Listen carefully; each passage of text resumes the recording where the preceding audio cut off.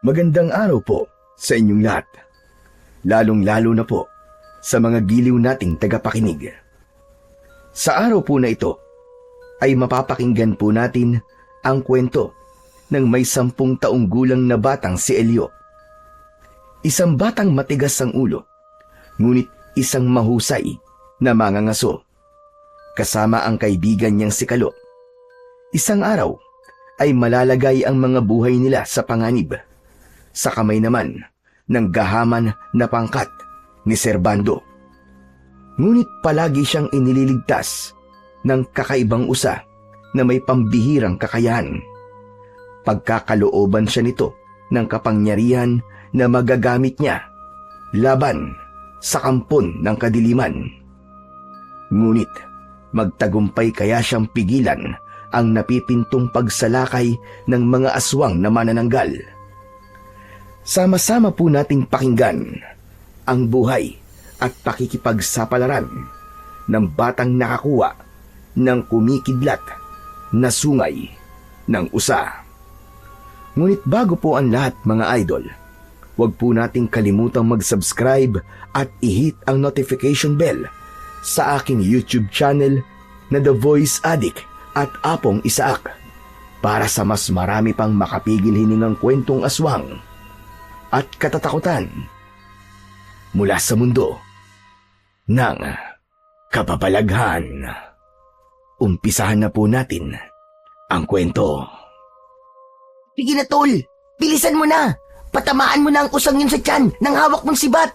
Baka mamaya makawala pa yan eh. Huwag ka nga munang maingay, Kalo. Hindi naman tayo mahuli ng usay. Sabi kasi ni Lolo Bistor, malas daw kapag pumatay tayo ng usa. Hindi ka ba nangihinayang? Ang ganda kaya ng kulay ng usang yun. Palagi ko nakikita ang usa na yun sa tuwing pumupunta tayo sa gubat. Sayang naman kung masasaktan lang natin. Ano ka ba naman, tol? Sa panahon ngayon, hindi na natin kailangan pumili ng papatayin, no? Kaya nga mga ngaso tayo eh. Para tayo naman na mabuhay. Sige na kasi, patamaan mo na ang usa. Balita ko pa naman, masarap daw ang karne ng usa. Dapat, lahat ng makikita natin na hayop, patamaan mo na sibat mo. Sayang kasi, lamang tiyan din yan. Hindi, ayoko. Kahit na ano mangyari, hindi ako papatay ng usa. Kahit na masarap pa ang karne nila.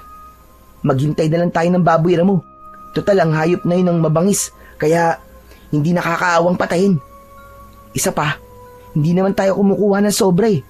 Sapat lamang sa pangangailangan natin ang kinukuha natin. Ay nako, oo na nga, ikaw na nga masusunod.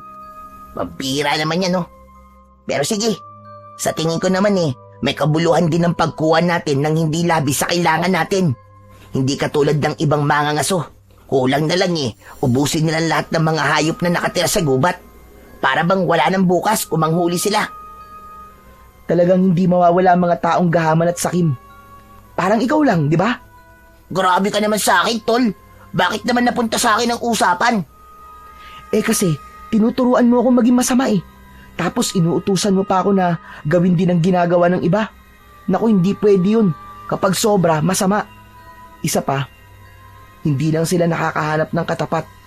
Palagi nilang pinupunta ng bundok natin para limasin ang mga nakatirang hayop at usa. Kahit mga ibon, basta makakain, wala talaga silang patawad. Kala nila, may araw din talaga sa atin ang grupo na yan ni Serbando. Alam mo, tol, naisip ko lang, no? Sa kaya nila dinadala mga nahuhuli nilang hayop? Hindi naman natin sila nakikitang nagbebenta ng mga nahuhuli nilang hayop eh. Siyempre, kinakain nila. Ano pa ba? Grabe naman kung kinakain lang nila. Halos araw-araw silang kumukuha ng mga hayop sa gubat, di ba? Baka nga, pati sa gabi, nangangaso sila eh. Hindi ko lang talaga maiwasan ng hindi magtaka eh. Teka, ikaw ba alam mo kung saan nila dinadala mga nahuhuli nila? Abay, malay ko kung saan nila dinadala mga hayop na nahuhuli nila. Teka, hala, nasaan na yung usa? Nasa gilid lamang yun ng ilog kanina. Ang bilis namang nawala. Yan, ang daldal mo kasi. Bakit mo naman hinahanap yung usa? Wala ka naman balak na huliin yung usa, di ba? Teka, Hindi ka ba natatakot sa lugar na to, Elio? Ano? Bakit naman ako matatakot sa gubat, Kalo? Malayo na to sa baryo natin eh. Nasa gitna tayo ng kagubatan eh. Dito rin natagpuan na patay si Mang Raul. Hindi ka ba natatakot na baka multuhin tayo ng tatay mo? Hindi ba't hanggang ngayon eh, hindi pa rin natin alam kung sino ang totoong pumatay sa kanya? Hanggat maaari sana, Tol. Huwag na natin pag-usapan ng tungkol kay tatay. Nalulungkot lang ako eh. Alam mo naman na 8 buwan pa lang ang nakalipas magmula nang mamatay si tatay. Hanggang ngayon eh, ramdam na ramdam ko pa rin ang sakit. Saka, kung sakali magmumulto si tatay, ay baka tumalon pa ako sa tuwa dahil sa wakas ay makakasama ko na ulit siya. Teka Tol, bakit mo ba naisip ang bagay na yan ha? Umiiral na naman siguro ang pagiging matatakutin mo no? Hoy, hindi no? Bigla ko lang naalala ang misteryosong pagkamatay ng tatay mo sa lugar na to. Alalahanin mo na nawala ang laman loob ni Mang Raul dahil sa mamabangis na mga hayop sa gubat na to. Baka mamaya eh, tayo naman ang matsyempuan ng mga hayop na yon. Biglang nalungkot ang anyo ng may 10 taong gulang na batang si Elio. Bakas ang galit at panghihinayang sa kanyang mga mata kapag naaalala niya ang kanyang ama na si Mang Raul. Para bang merong libo-libong pako ang tumutusok sa kanyang dibdib kapag naaalala niya ang masaklap na sinapit ng kanyang ama. Si Mang Raul ang nagturo sa kanya kung paano gumamit ng sibat sa pangangaso sa gubat. Pero hindi siya katulad ng ibang mangangaso na halos ubusin ang lahat ng mga hayop sa gubat. Marunong din siyang magpahalaga sa mga nilalang na nakatira sa kabundukan. 2 na lamang ang kasama niya sa buhay, sina Lolo Bestor at ang kanyang inang si Aling Marina. 9 na buwang buntis ang kanyang ina at malapit ng manganak ngayong buwan. Saktong 1 buwan ang tiyan ni Aling Marina nang mangyari ang masaklap na aksidente sa kanyang ama. Namatay si Mang Raul habang nangangaso sa kagubatan. Ayon sa mga nag-imbestigang mga pulis, kagagawan daw yun ng mga mababangis na hayop sa gubat. Ngunit si Elio hanggang ngayon ay hindi pa rin naniniwalang na aksidente lamang ang kanyang ama. Iba ang nararamdaman niya. Kutob niya may sadyang pumatay sa kanyang ama. Nang maulila si Elio sa kanyang ama, ay tumira na sila sa bahay ni Lolo Bestor upang mas lalo nitong mabantayan si Aling Marina. Kilala ang baryo ng San Andres na tirahan ng mga aswang na manananggal, kaya todo ang kanilang pagbabantay kapag merong buntis sa kanilang lugar. Muntik mapasubsub sa lupa si Elio nang maramdaman ang pagtulak ni Kalo sa kanyang tagiliran. Hindi niya napansin na kanina pa pala ito nagtatanong sa kanya. Pambihira ka naman, Tolo. Kanina pa akong siging daldal dito. Hindi ka naman pala nakikinig. Ay, ewan ko sa'yo. Natulala ka na naman. Pasensya ka na, Kalo. Ano ba kasi yun? Ang sabi ko, maglakad na tayo sa bahaging yun ng kakauyan. Wala tayong mahanap dito na baboy ramo. Pero kasasabi mo pa lang kanina, di ba? Na baka merong mababangis na hayop sa bahaging yun. Bakit naman bigla mong naisip na magpunta ron? Kesa naman umuwi tayo ng walang dala. Tignan mo nga ang paligid natin, oh. Malapit ng dumilim. Baka mapagalitan na naman ako ni ate kapag umuwi akong walang dalang baboy ramo eh. Sabihin pa nun, nakipaglaro na naman ako sa kabilang baryo at umiiwas lang sa trabaho. Ewan ko sa'yo, para ka naman bago ng bago sa kapatid mo. May huli sa wala, galit pa rin yun sa'yo. Para bang naglili sa pagmumukha mo? Grabe ka naman sa akin, Tol. Hindi naman, no. Mabait naman si ate. Huwag lang totopakin. Ang lakas ng tawa mo ah. Huy, isipin mo baka marinig tayo ng baboy ramo lalo pa tayo mawalan ng huli. Ang mabuti pa, itigil mo na yung bibig mo. Ang ingay-ingay mo eh. Mamaya talagang wala tayong mahuli. Nakaka-insulto yun. Basket pa naman ang dala natin, tapos walang laman. Sus, Insulto raw. Palagi naman na isang baboy ramon lang ang hinuhuli natin eh. Tapos pinaghahatian natin pagdating sa bahay. Ang mabuti pa kaya, pumunta muna tayo sa gilid ng ilog. Teka, bakit naman tayo pupunta sa ilog? Tol, kailangan pa bang itanong yan? Siyempre, manguhuli tayo ng isda at mga hipon. Kesa naman umuwi tayong walang huli, di ba? May punto naman ang kaibigan niya. Kaya pagkatapos nilang magkasundo, ay lumabas silang dalawa sa kanilang pinagtataguan. Ngunit nabigla silang dalawa nang makita nila ang isang kakaibang usa na mabilis na tumatakbo papalapit sa kanilang kinaroroonan. Hindi sila kagad nakaiwas. Bumangga ito sa kanilang katawan habang takot na takot ang usa. Kasabay nilang bumagsak sa lupa ang usa. Saka lamang napansin ni Elio na merong sugat sa tagiliran ang hayop. Mabilis siyang bumangon at nilapitan ang nanghihinang usa. Ganon din si Kalo na nagtataka kung sino ang nanakit sa usa. Ala tol, grabe naman na nangyari sa usa na to. Sa laki ng sugat niya sa tagiliran, imposibleng mabuhay pa siya. Teka, baka para sa atin talaga ang usa na to, Elio. Saglit lang, Kalo. Parang may naririnig akong boses na paparating. Saka mga yabag ng paa. Parang nagmamadali. Saglit na natigilan si Elio habang pinapakinggan ang kaluskos sa paligid. Napaunat sa pagkakayoko si Elio nang makita ang grupo ni Servando. Madilim ang anyo nito at maraming dala na patay na hayop. Agad na nilapitan sila ng dalawang lalaki na nakilala lamang nila sa pangalan na Randy at Nero. Maangas ang mga ito na lumapit sa kanila at itinulak si Elio. Kaya naman, muling napaupo sa lupa ang bata. Hoy kayo, mga batang uhugin. Huli ko ang usang yan. Dito lang tumakbo. Kaya huwag niyong kukunin yan. Walang pakialamanan ng huli. Naiintindihan niyo ba? Wala raw pakialamanan ng huli, tol. Pero nakikialam kayo ng hindi nyo teritoryo. Pambihira.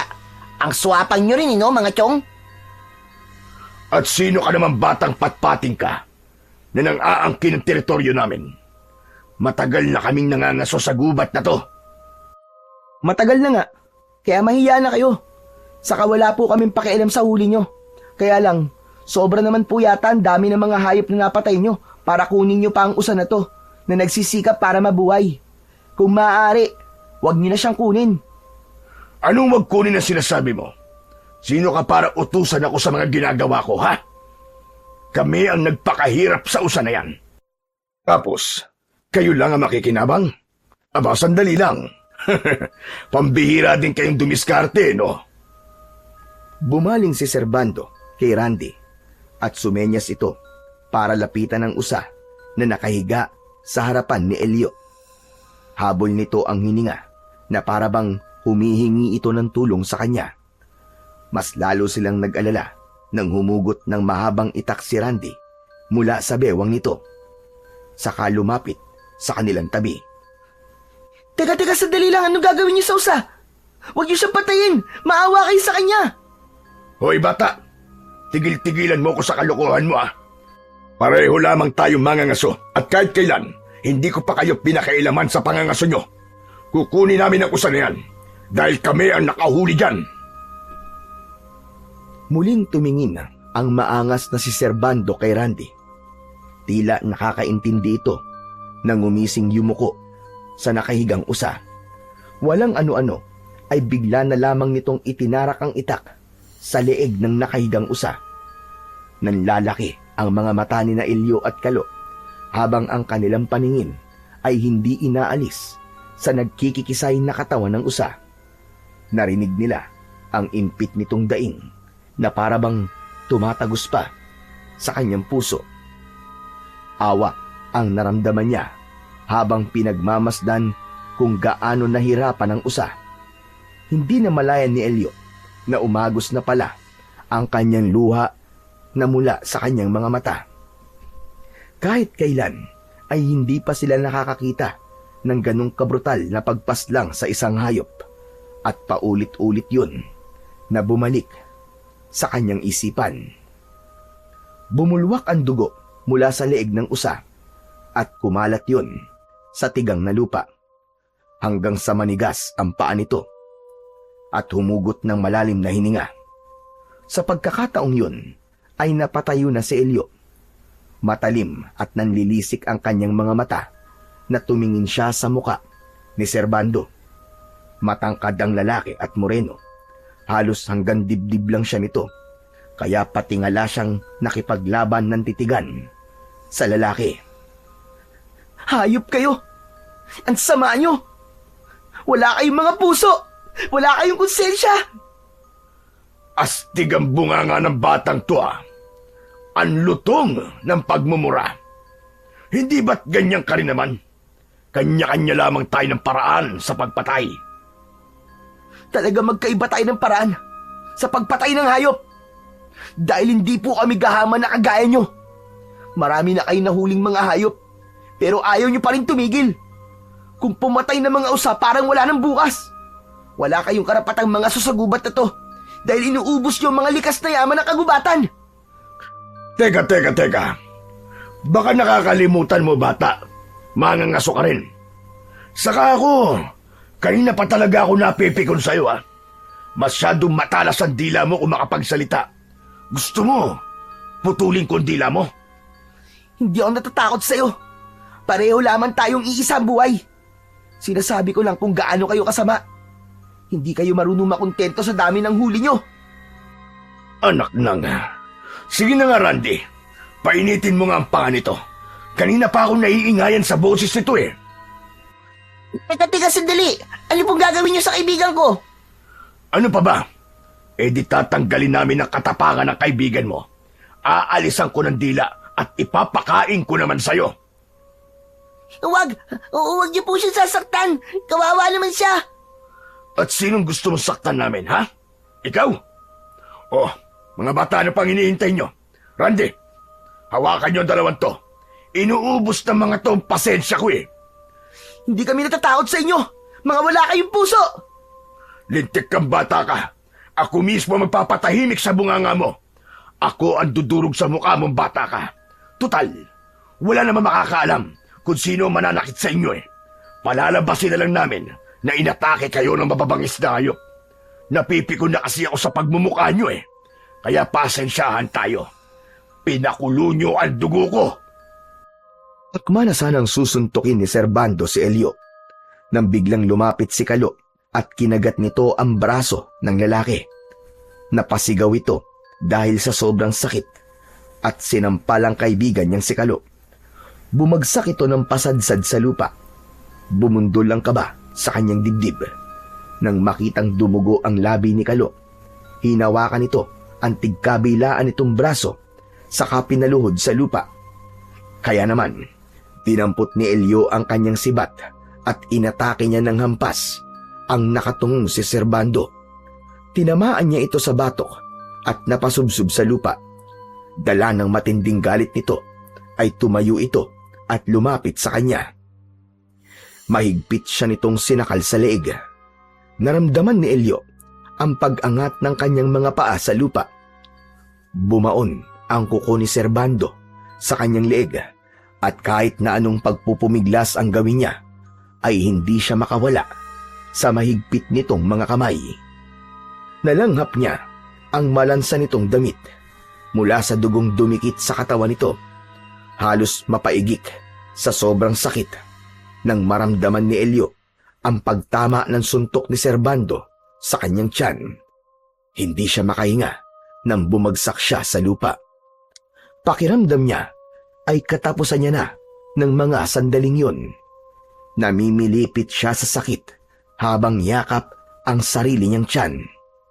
Lumuhod si Servando sa kanyang tabi at piniga nito ang kanyang panga. Hayop ka! Talagang balak mo pa yata akong patayin. Pwes, uunahan na kitang buwisit ka. Itayo niyo ang dalawang batang yan at tuturuan ko ng leksyon. Bata lang naman ang kaya nyo eh. Di ba? Bata lang ang kaya nyo. Kahit tatay o nanay mo, o kahit sino pa, kaya kong patayin sa harap mo. Sige, lumpuhin ang mga yan. Ano gagawin niyo sa amin? Teka, sandali lang. Saan niyo kami dadalhin? Bitiwan niyo ako! Mga ayop kayo! Pagbabayaran niyo ang ginawa niyo sa amin! Malalaman ni Kapitan! Ipapakulong ko kayo sa mga pulis! Naramdaman ni Elio ang paghawak sa kanyang katawan ni Nero at Randy para paghiwalayin sila ni Kalo. Bumundol ang kaba sa kanyang dibdib dahil sa labis na takot. Lumapit si Servando sa kanya.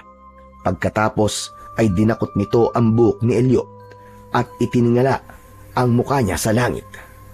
Habang nararamdaman niya ang mahigpit na pagpigil ng dalawang lalaki sa tigkabilaan niyang braso.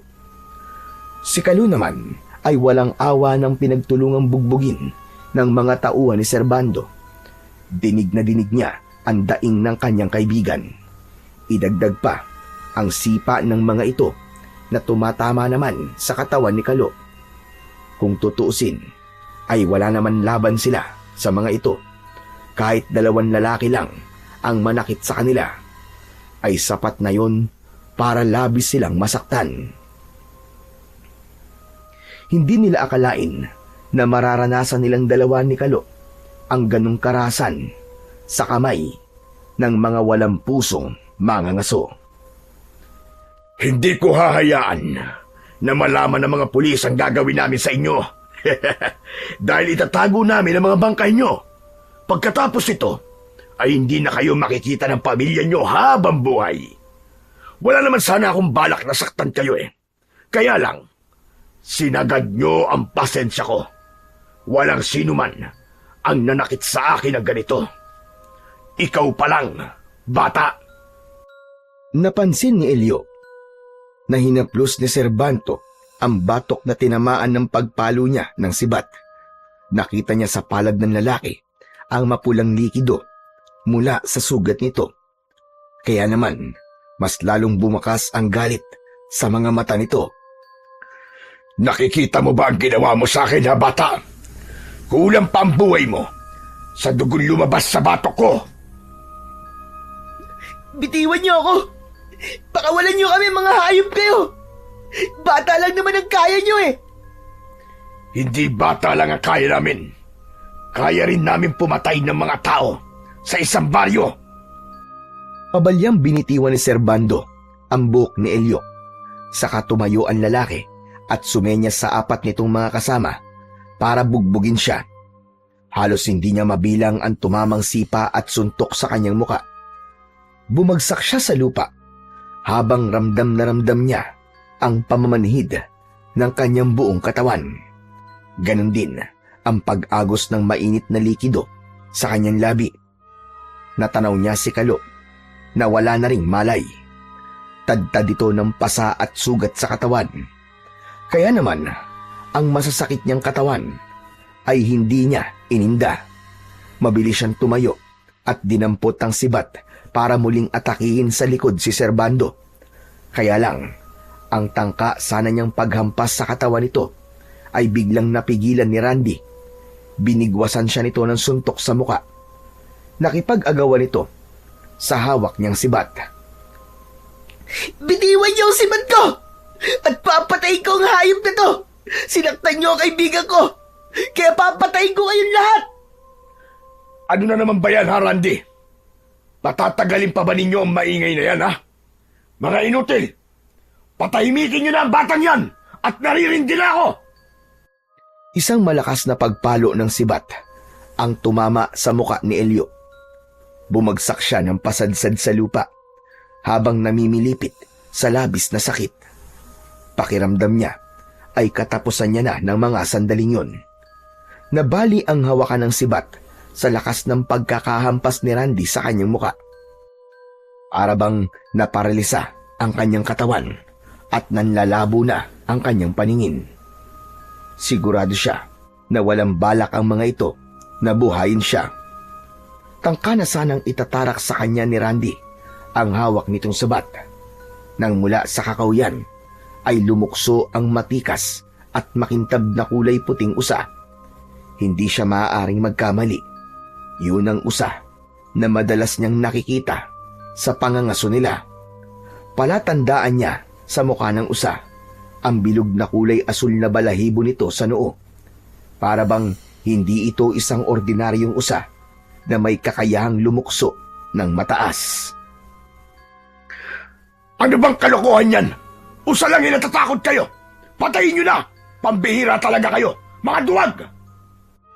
Ngunit ang mga kasama ni Servando ay hindi makalapit sa nakatayong usa. Para itong mabangis na leon na nakaharang sa nakahigang si Elio. Lahat ng mga sumugod sa usa ay bumagsak sa lupa. Dumudugo ang ilong na para bang may malakas na puwersang tumama sa katawan ng mga ito. Dahil siguro yun sa lakas ng pagkakabangga ng sungay ng usa sa tiyan ng mga ito. Hindi nga nagtagal ay natakot ang mga kasama ni Servando. Tumakbo ang mga ito sa kakawyan at naglaho sa madilim na bahagi ng kakawyan. Naiwan ang lalaki habang nagwawala sa galit. Hoy! Saan kayo pupunta? Mga inutil! Bumalik kayo rito, mga duwag! O ano? Ano ka ngayon? Wala ka palang silbing pinuno. Hindi natatakot sa'yo mga tauhan mo. Kami lang talaga ang kaya mong parusahan. Iniwan ka na nila na parang basura. Ano ka ngayon, Servando? Tumigil ka! Pagsisisihan nyo to. Babalik ako, tandaan nyo yan. Hindi ako makapapayag na hindi ako makakaganti sa inyo. Kasama ng usa na yan, dudurugin ko kayo ng pinong-pino. Sabay ng pagbabanta ni Servando ay mabilis itong tumakbo papalayo sa kanilang kinaroroonan. Mula sa nanlalabong paningin ni Elio ay sobra siyang nagpasalamat sa usa na nagligtas sa kanilang buhay. Hindi siya makatayo kaya pinagmasdan na lamang niya ang galaw ng usa habang sumisingot-singot ito sa daan at pagkatapos ay lumapit sa kanya kasabay ng pagdila nito sa kanyang mga sugat. Naramdaman ni Elio ang ginhawa na parabang unti-unting gumagaling ang kanyang mga sugat sa kanyang katawan. Ganon din ang ginawa ng usa sa kaibigan niyang si Kalo na nakahiga sa lupa at wala pa ring malay.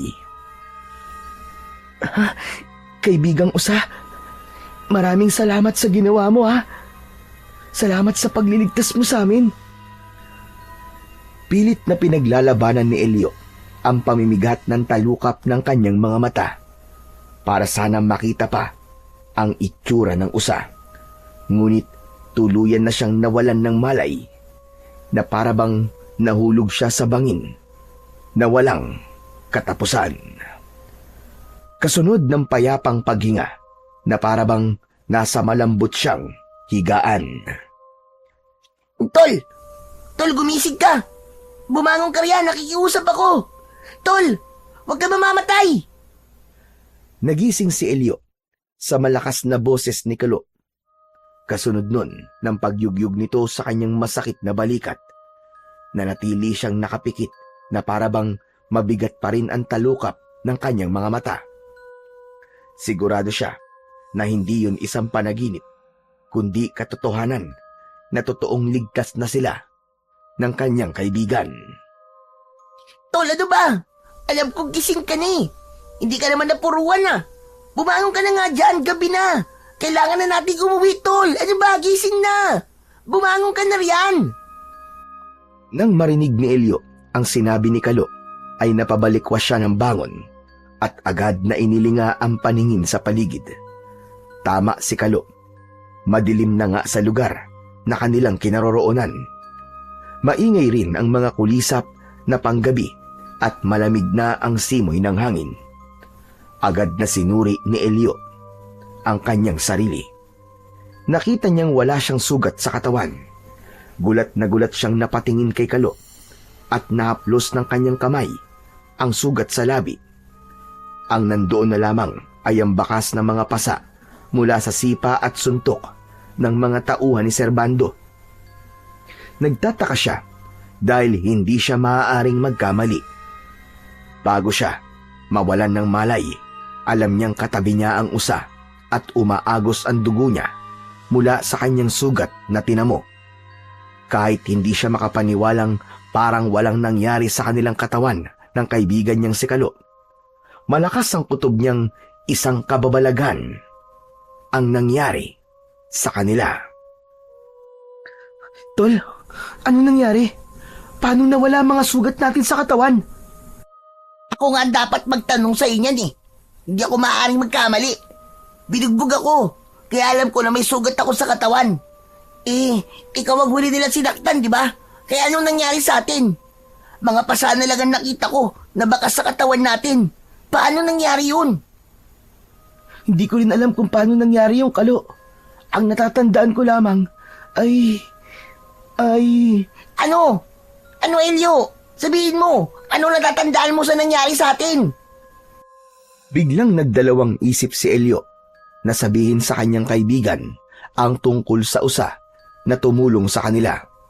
Bigla siyang nag-alala dahil kahit sabihin niya sa kanyang kaibigan ang mga nakita niya, ay hindi rin siya nito paniniwalaan. Sa halip na sagutin ang tanong nito, ay bigla siyang tumayo at tinignan ang sariling damit. Sa tulong ng maliwanag na sikat ng buwan, ay malinaw din na nakikita ni Elio ang katibayan na nagtamo sila ng maraming sugat sa katawan, ngunit bigla yung naglaho at naging pasa. Sa palagay ko, Tol, kailangan muna nating umalis sa lugar na to. Nag-aalala ako na baka balikan tayo dito na Servando. Mabuti pa nga. Bigla tuloy ako nag-alala kay ate.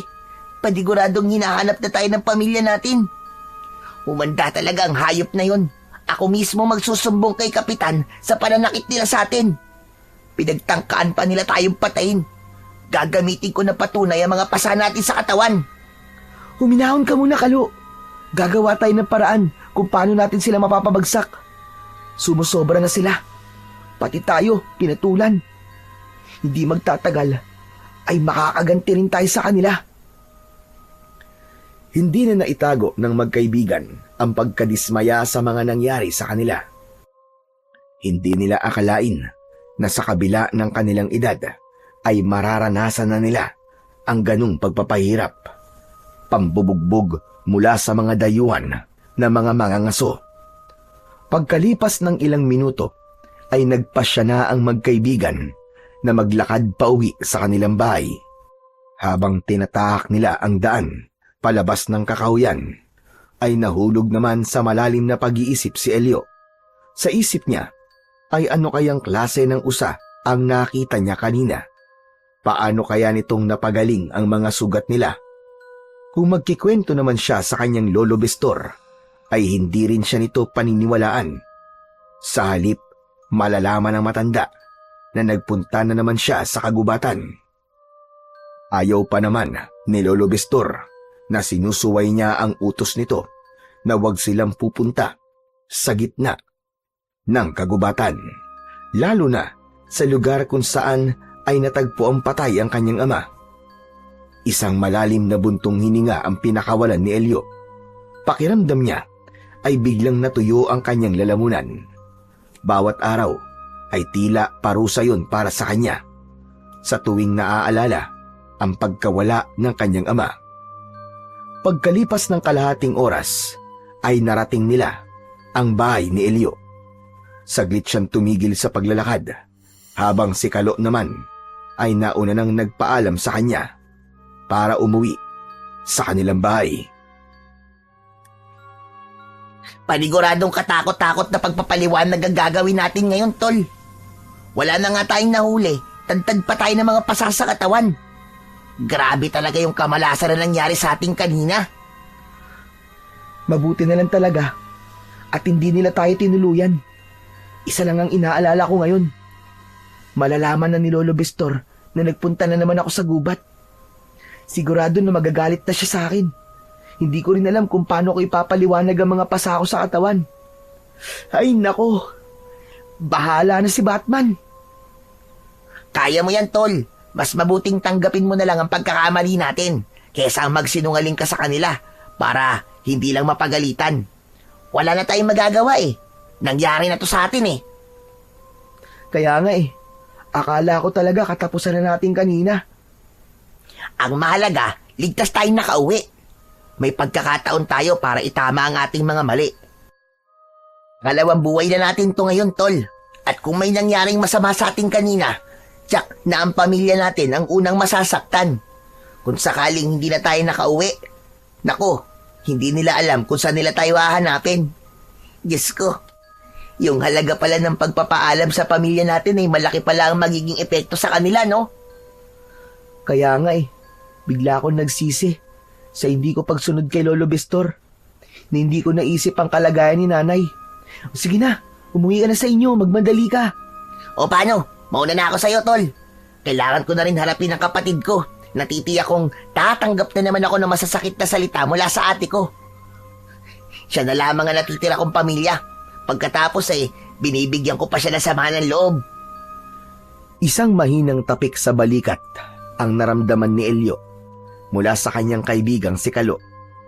Nahabol niya ito ng tanaw hanggang sa pumasok ito sa bakuran ng kanilang bahay. Habang siya naman ay mahihina ang hakbang na pumasok sa kanilang bakuran. Ilang hakbang lang yun mula sa kanilang balkonay. Pagtapat niya sa pintuan ng kanilang bahay, ay isang malalim na buntong hininga ang pinakawalan ni Elio. Saka nagpa siyang pumasok habang mabilis ang tibok ng puso. Pagpasok ni Elio sa loob ng kanilang bahay, ay halos mapatalon siya sa gulat. Nadatnan niyang nakaupo ang kanyang ina at si Lolo Bestor sa upuan na gawa sa kahoy. Ang madilim na anyo ng mga ito ay tila nawala. Napalitan yon ng matinding pag-aalala nang makita ang mga dugong dumikit sa kanyang damit. Idagdag pa ang mga pasa niya sa katawan. Si Aling Marina ang kaagad na lumapit sa kanya. Hawak nito ang sariling tiyan. Umiiyak na yumakap ito sa kanya at naramdaman niya ang panginginig sa katawan ng kanyang ina. Saka lamang niya naisip ang takot na nararamdaman nito nang matagal siyang nawala. Magmula nang mamatay ang kanyang ama, ay nagkaroon na ito ng trauma. Palagi nitong iniisip na baka mapahamak siya sa madalas na pagpunta niya sa gubat. Kaya naman, yun din ang dahilan kung bakit hindi na siya pinapayagan pa ni Lolo Bestor na pumunta sa kagubatan para mangaso. Nay, tama na po, wag na po kayong umiyak. Huwag po kayong mag-alala. Nandito na po ako, Nay. Tama na po yan. Narinig ni Elio ang mabigat na yabag ng paa ng matanda. Lumapit ito sa kanila at baka sa muka ni Lolo Bestor ang pagkadismaya sa ginawa niyang pagpunta sa gubat nang walang paalam. Sana, naisip mo man lang ang kalagayan ng nanay mo bago mo pinairan ang katigasan ng ulo mo. Hindi na ako magtatanong kung saan ka nang galing dahil alam ko na kung saan kayo nagpunta. Alam ko rin na magkasama kayo ni Kalo. Dahil dito siya hinanap ng ate niya. Ang aalamin ko na lang sa iyo ngayon ay saan mo nakuha ang mga dugong yan sa damit mo at bakit marami kang pasa sa katawan. Bumitaw sa pagkakayakap sa anak si Aling Marina at humarap sa kanya, habang si Elio naman ay humarap kay Lolo Bestor. Tatanggapin niya ang masakit na salitang sasabihin nito dahil aminado siyang nagkamali siya. Patawarin niyo po ako, Lolo Bestor. Kung hindi po ako nakinig sa inyo, hindi ko po sinasadya. Alam ko sinadya mong hindi magpaalam dahil matigas ang ulo mo. Ang gusto mo, ang sinusunod mo. Ngayon, kung napahamak ka, saan ka namin nahanapin? Sige nga. Ang pagtakas mo at hindi pagsunod sa mga ibinibili namin sa iyo ay patunay na hindi mo na kami kailangan ng nanay mo. Kaya hindi ko matatanggap ang paghingi mo ng tawad ngayon. Dahil alam ko, nauulitin mo lang ang ginawa mo. Lolo Bestor, seryoso po ako sa paghingi ng tawad po sa inyo. Ay nako, kaya seryoso ka man o hindi, wala akong gagawin para patawarin ka. Pinag-alala mo kami ng nanay mo. Ang tanong ko lang ang sagutin mo, bakit may dugo ka sa damit at may mga pasa ka sa katawan? Kasi po, Lolo Bistor, nakasalubong po namin ang grupo ni na Servando. Pinatay po nila ang usa sa harap namin. Nagalit po ako at kung ano-anong masasakit na salita po ang sinabi ko sa kanya. Hindi po niya matanggap yung mga pangiinsulto namin sa kanya at pinagbububugbog niya po kami. Kasama po ng mga tauhan niya. O ano? Nakita mo na? Kung ano ang kinalabasan ng katigasan ng ulo nyo. Wala kaming kamalay-malay na nalagay na pala kayo sa panganib. Maghahanap pala kami sa inyo nang walang kasiguruhan kung patay na ba kayo o buhay pa. Lolo, gusto lang naman po naming makatulong sa inyo ni nanay. Lalo na po ngayon na malapit na po siyang manganak. Kailangan po natin ng pera. Nakatulong nga ba ang ginawa nyo, ha? Wala kayong ginagawang tama. Kung napahamak ang nanay mo nang dahil sa pag-aalala sa'yo. O ano, sa palagay mo ba, nakatulong ka? Lolo Bistor, alam ko po na masama po yung ginawa ko. Kaya nga po ako humingi ng tawad sa inyo eh. Naiintindihan ko rin po kung bakit kayo nagagalit sa akin. Masama po ang loob niyo sa akin. Kaya hindi niyo po tinatanggap ang paghingi ko ng tawad. Hindi mo kailangang humingi ng tawad. Wala na akong tiwalang hindi mo ulitin ang ginawa mo. Paulit-ulit ka na lang. Kung talagang bukal sa loob mo ang paghingi ng tawad, ipakita mo. Hindi yung puro salita. Baka maniwala pa ako sa'yo. Matutulog na ako. At wala na akong panahon para makipagtalo pa sa'yo. Magpalit ka na ng damit at matulog ka na.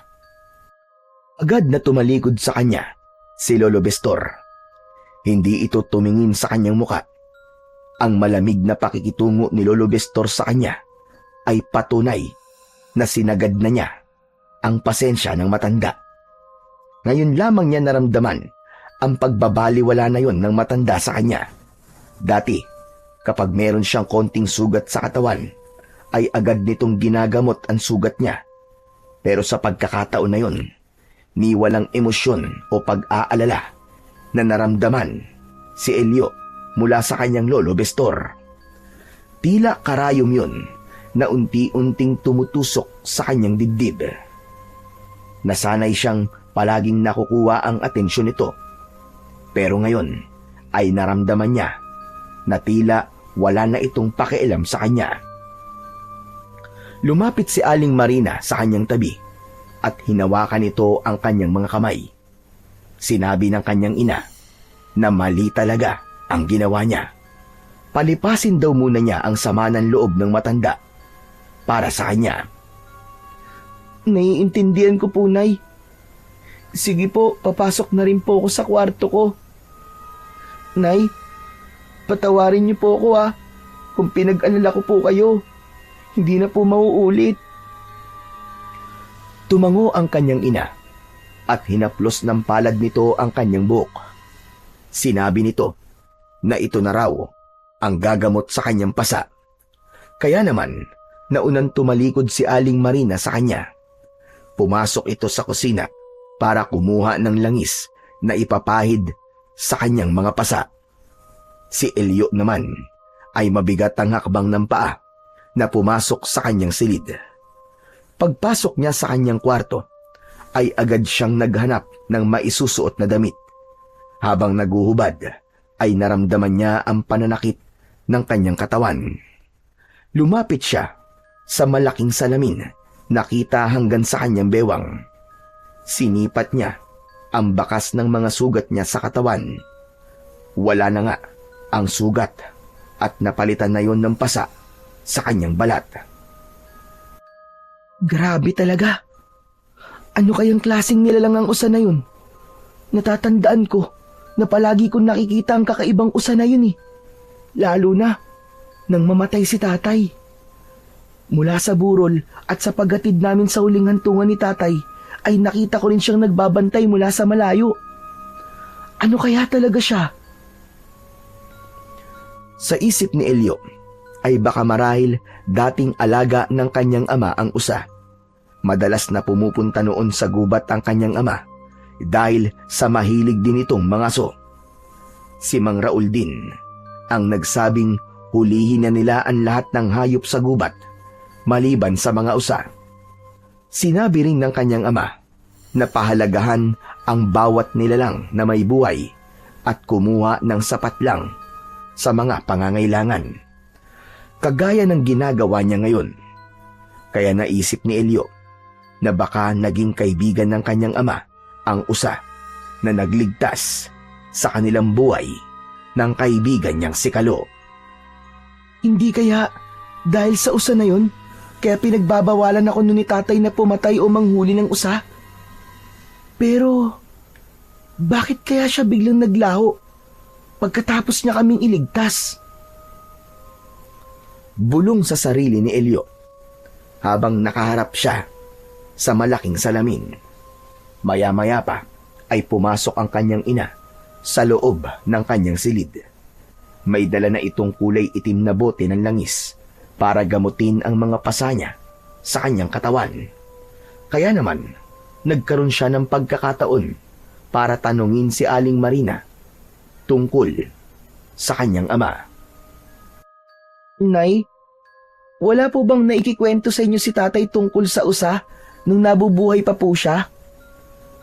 Biglang huminto sa paglalagay ng langis sa palad si Aling Marina at napakunot ang noo na tumingin sa kanya. Kasi po nay, meron po akong nakitang kakaibang usay. Iniligtas po niya ang buhay namin ni Kalo. Ang totoo po niyan, ang dugong nasa damit ko ay talaga pong galing po sa mga sugat ko. Hindi po ako maaaring magkamali, Nay. Kitang-kita ko po at ramdam na ramdam ko na dinilaan po ng usan sugat ko at nawala po ang mga sugat ko, Nay, at napalitan po ng mga pasa. Sumagot si Aling Marina kay Elio. Wala raw nabanggit dito si Mang Raul at baka halusinasyon lamang daw niya ang mga nakita niya dahil sa pambubugbog ng mga tao sa kanya. Matagal siyang napatitig sa kanyang ina at hindi na siya nagtanong dito. Sino nga ba ang maniniwala sa kwento niya? Kaya lalabas lamang na nagkamali siya ng nakita. Sige po, si Lolo na lang po ang kakausapin ko tungkol dito, kaya lang galit pa siya sa akin . Malungkot niyang pahayag sa kanyang ina. Magsasalita pa sana si Aling Marina, ngunit biglang gumalaw ang tiyan nito. Napangiti ito at sinabi nitong pakinggan niya ang tiyan ng kanyang ina. Naririnig daw siya ng kapatid niya mula sa sinapupunan nito.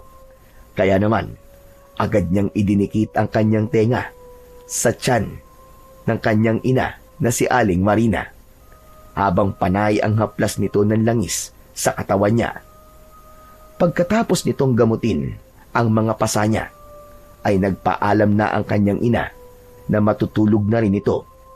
Magsaboy daw muna siya ng asin at bawang sa paligid para hindi raw makalapit ang masasamang elementong magtatangka sa buhay ng dalawa. Agad naman siyang kumilos para sundin ang sinabi ng kanyang ina.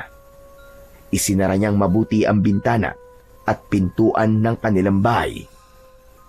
Tumigil siya sa nakasaradong pintuan ni Lolo Bestor.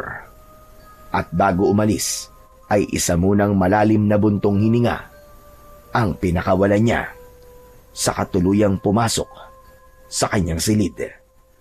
Habang nakahiga sa kanyang katre, ay naisip ni Elio na wag na munang kausapin si Lolo Bestor. Dahil may kailangan pa siyang malaman tungkol sa usa. Sa pagkakataong yun, ay kailangan niyang bumalik sa gubat para mahanap ang usa na tumulong sa kanila. Idagdag pa ang kanyang pag-aalala na baka balikan nito ng pangkat ni Servando. Natatakot siyang baka patayin ng mga ito ang usa, kagaya ng ginawa ng mga ito sa usang nakabangga sa kanila. Si Servando ang taong hindi makapapayag na hindi makakaganti sa taong nanakit dito. Tama.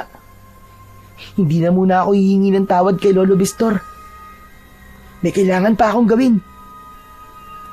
Hindi na malayan ni Elio kung paano siyang nakatulog ng gabing yon. Basta't nagising siya sa malakas na pagbukas ng pintuan nila sa labas ng kanilang bahay. Narinig niyang kausap ng kanyang Lolo Bestor ang kanyang ina meron daw pupunta ng matanda at mamayang gabi pa raw ito uuwi. Sa isip ni Elio ay yun na ang tamang pagkakataon para bumalik siya sa gubat. Kaya naman, mabilis siyang bumalikwas ng bangon. Agad siyang bumaba sa kanyang katre at lumabas ng kanyang kwarto. Nakita niyang nasa labas ang kanyang ina, nahatid ng tanaw ang papalayong matanda. Nay, saan po pupunta si Lolo Bestor? Tumingin sa kanya si Aling Marina at sinabi nitong hindi raw nabanggit ni Lolo Bestor kung saan ito pupunta. Ngunit hinala ni Elio na maaaring pupunta ng matanda ang baryo ni Servando. Pinagbatayan niya ang oras kung kailan lamang ito makakabalik. Kaya naman, natitiyak niyang aalamin ng matanda kung bakit sila sinaktan ng grupo ni Servando. Nagpaalam si Elio sa kanyang ina. Nay, pupunta lang po ako sandali kay Kalo May itatanong lang po ako sa kanya. Tumango naman si Aling Marina. Sa pangalawang pagkakataon ay nagsinungaling na naman siya sa kanyang ina. Walang kaalam-alam ang kanyang ina na balak na naman niyang bumalik sa gubat. Saka siya naglakad at tinahak ang daan papunta sa bahay ng kanyang kaibigang si Kalo. Pagkalipas lamang ng ilang minutong paglalakad ay nakasalubong niya si Kalo na balak din palang pumunta sa kanilang bahay. Nagulat ito nang makita siya. O tol, saan ka ba papunta? Sa inyo sana ako pupunta, Tol Kailangan ko ng tulong mo. Ha? Teka, bakit kailangan mo naman ng tulong ko? Samahan mo ako, Tol. Kailangan natin bumalik sa gubat. Ano? Pambihira, ano ka ba naman, tol? Kulang na nga lang patayin ako ni ate sa nangyari sa atin Ni hindi na nga ako nagsumbong sa kanya ng tungkol sa ginawa ni Servando sa atin. Bakit pa tayo babalik dun? Basta may gusto lang akong malaman. Kahit ngayon lang, Tol, sige na naman May kailangan lang talaga akong makita Pumayag ka na. Saglit na nag-isip si Kalo at nagtatakang napatingin sa kanya. Anak ng ano ba kasi gusto mo makita sa gubat na yun, tol? Nag-aalala kasi ako na baka matsyempuan na naman natin ang grupo ni Servando Tol, hindi naman si Servando ang pupuntahan natin dun Gusto ko lang malaman kung ano ba ang totoong nangyari sa atin kagabi. Hindi kasi ako mapalagay Isang malalim na buntong hininga ang pinakawalan ni Kalo bago ito tumango at pumayag sa gustong mangyari ni Elio. Pagkatapos nilang magkasundo, ay naglakad sila papunta sa kakahuyan. Habang tinatahak naman nila ang daan papunta sa gubat, ay panayan linga sa paligid ni Elio. Nag-aalala siya na baka nasa paligid lamang si Lolo Bestor at sinusubukan lamang siya kung makikinig na ba siya sa utos nito o hindi. Ngunit siya ang batang hindi napapakali kapag hindi nasasagot ang katanungan sa kanyang isipan. Sigurado ka na ba, tol? Na hindi tayo mapahamak sa gagawin natin? Hindi kasi ako nakapagpaalam ng maayos kay ate Pasensya ka na, Tol Kung pati ikaw nadadamay sa mga ginagawa ko. Huwag ka mag-alala, Tol, huli na to. Isa pa, ito lang ang pagkakataon ko para bumalik sa gubat. Habang wala si Lolo Bestor, umalis siya at hindi nagpaalam ng maayos kay nanay Sa tingin ko nga, Tol, pupuntahan niya si Servando Kung ganon, baka mapahamak si Lolo Bestor. Tol, parang mas lalong lumala ang problemang ginawa natin Yun nga rin ang inaalala ko Kaya nga gusto kong bumalik sa gubat para masagot ang mga tanong ko. May kailangan lang talaga akong makita. Sana pala, hindi ko nalang sinabi kay Lolo Bestor ang tungkol sa nangyari sa ating kagabi. Hindi sana ako nag-aalala ngayon. Pagkalipas ng ilang minutong paglalakad, ay narating nila ang gubat na madalas nilang puntahan. Nagtago sila sa likod ng puno habang nakasilip sa ilog kung saan madalas niyang makita ang usang nagligtas sa kanilang dalawa ni Kalo. Saka lang niya naalala na wala silang dalang sandata na magagamit nila kung sakaling malagay uli sa panganib ang kanilang mga buhay. Ngunit hindi pa man sila nagtatagal sa pagtatago. Narinig nila ang yabag ng mga paa sa likod nila. Naramdaman ni Elio ang malamig na talim ng sibat na nakatutok sa kanilang likuran. Pagtingin niya sa gawi ng kanyang kaibigan, meron ng mga lalaki ang nakatayo sa paligid nila. Nakatutok naman ang palaso sa likod ni Kalo. Nakita niya ang nakangising si Randy at Nero, kaya natitiyak niyang nahuli sila ng grupo ni Servando. Tila alam ng mga ito na babalik sila at inaabangan sila gamit ang mga sandatang kayang pumatay sa kanila. Itinaas nila ang kanilang mga kamay bilang tanda ng pagsuko, saka dahan-dahang humarap sa mga lalaki. Teka, bakit nyo kami tinututukan ng sibat? Talagang nagtatanong ka pang hayop ka. Hindi mo ako pinatulog ng gabing yon. Talagang pinaghandaan ko to. Akala ba nyo ay mananahimik lamang ako pagkatapos nyong insultuin ng pagkatao ko? Ang pagkakamali lang nyo ay hindi kayo kagad nagsumbong kay Kapitan. Hindi tuloy nila malalaman kung sino ang papatay sa inyo ngayon. At talaga namang ang hina ng isip nyo. Ligtas na sana kayo pero bumalik pa rin kayo sa gubat. Baka walan nyo kami. Wala naman kami balak na pakialaman pa kayo dito Huwag nyo nga kami pinaglululoko. Alam namin na kami ang binalikan nyo rito. Kung kayo ang binalikan namin dito, sana nagdala kami ng sibat na magagamit namin para patayin kayo. Yun nga ang pagkakamali nyong dalawa Hindi kayo nagdala ng sandata. May nagamit man lang sana kayo laban sa amin. Sige, ang dami nyo pansatsat. Lakad! Teka, sandali lang. Ano ba? Sa inyo ba kami dadalhin? Alam mo, meron kasi akong inihandang sorpresa sa inyo. Alam kong babalik kayo. Kaya naghanda ko ng hukay na babagay sa inyong dalawa. Ang balak namin, gawin kayong pain sa patibong na ginawa namin. Para naman may pakinabang kayo sa amin. Teka, anong palagay mo sa amin, hayop? Kayo walang pakinabang. Isa kayong salot na umuubos sa mga hayop na naninirahan dito sa gubat. Ang dami mong daldal. Sige, lakad na. Tama na ang satsat. Simulan na ninyong maglakad. Patulak silang pinaglakad sa daan, papunta sa sinasabi nitong pinaglalagyan ng hukay. Nagkatinginan silang dalawa ni Kalo at nagkaintindihan sila sa pamamagitan ng pagtitig sa kanilang mga mata. Lalaban sila para sa buhay nila. Saktong pagdaan nila sa malagong halaman, umarap ang magkaibigan sa mga kalaban at inagaw nila ang sibat ng mga tauhan ni Servando. Nagtig-isa sila ng kalaban. Nakipagpambuno sila sa mga ito upang makaligtas sa tiyak na kamatayan. Ngunit si Kalo lamang ang nakatakas. Naiwan si Elio na pinagtutulungan ng 3 lalaki para pigilan sa pagtakas. Habol ang hininga na nagpumigla siya, ngunit isang malakas na suntok sa tiyan ang naramdaman niya. Namilipit siya sa sakit at idinapa siya sa lupa. Alam ni Elio na hindi siya pababayaan ng kaibigan at tatawag ito ng tulong para sa kanya. Pinagtulungan siyang hawakan sa kamay habang nakadapa sa lupa at nakatingin sa papalayong kaibigan na si Kalo. Hayop ka! Lalaban ka pa! Bilisan nyo!